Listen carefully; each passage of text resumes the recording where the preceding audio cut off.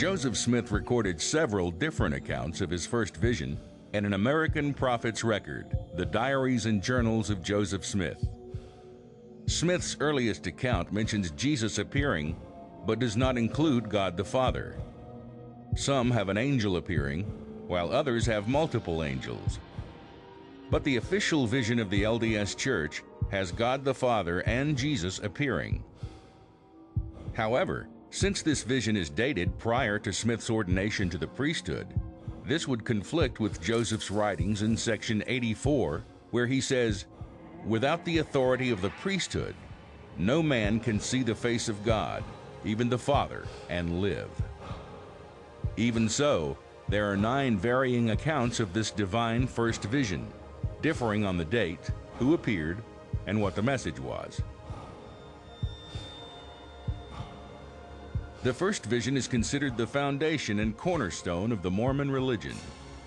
It is the turning point when Joseph Smith became a prophet of God and began his life's work of turning Christians away from the false churches that had been created after the decline of the Apostolic Church.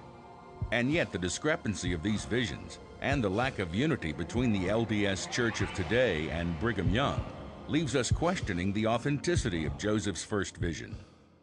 Our whole strength rests on the validity of that vision. It either occurred or it did not occur. If it did not, then this work is a fraud. If it did, then it is the most important and wonderful work under the heavens. The amazing thing about those who have placed their trust in Joseph Smith, they must understand that he was a 14-year-old boy when he supposedly first had this visitation, and that the kinds of stories that he proclaimed, well, he was known around the country as a fabricator of stories. His own mother was somewhat concerned. And when he got married, his father-in-law didn't really want anything to do with him because he was known as a fabricator of stories. When we was investigating the first vision, this was supposed to be a monumental thing to the Mormon Church. But then we found out there was different versions of it that the church didn't tell us about. They've got one standardized version now that you can find in most of the Mormon literature that is up to date now. But to me, that something that was so monumental, if God was to come and talk to me, I think I could probably get most of the story straight. The founding claim of Mormonism is that in 1820, God and Jesus appeared to Joseph Smith to prepare him for the ministry of bringing forth the true church in the last days. However, we find historically that he told many different accounts of that experience. The dates differ, the who appears differs, the message that's given to him differs, and so when we examine those things, it doesn't sound like someone relating a real experience. It is most likely these inconsistencies which led Brigham Young in 1855 to preach a sermon in which he denied that the Lord came to Joseph Smith in the first vision. Young stated that Joseph had actually been visited by an angel, which informed him that he should not join any of the religious sects of the day.